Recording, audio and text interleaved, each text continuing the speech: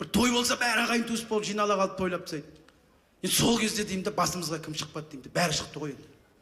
Енді сахнада тұрып айтып жатыр деп ренжімеңіздер, битке дейін басымызға шығып кетті ғой.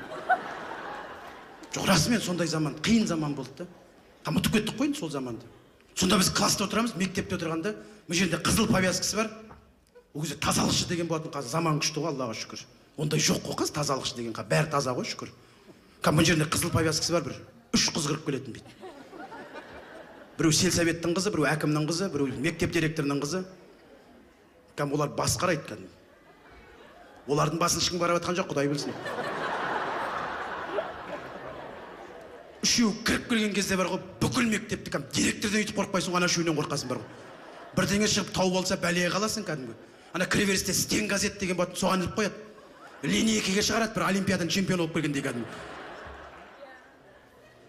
Сонда аналар келіп бүйтіп қарап отырған кезде бәрін қарап отырады. Ойбай, мені ұмытып кетсе екен деп отырасың. Ұмытама олар. Кезек саған келеді, мына жерден бүйтіп қарап отырған кезде ішіңнен айтып отырасың. Мына жаққа кетіп қалса екен, мына жаққа кетіп қалса екен. Табылмаңдаршы, пожалуйста, табылмаңдаршы, мына жаққа кетіп қалса екен деп.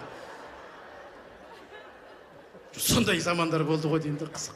Сонда үйге келесің, үйдегілерге айтатын шығар енді. Свет жоқ, шам жағып қояды. Мамаң ақ орамал жай жібереді. Бәріміздің отбасымыз сондай болды ғой. Сонда үкімет шығарған ғой.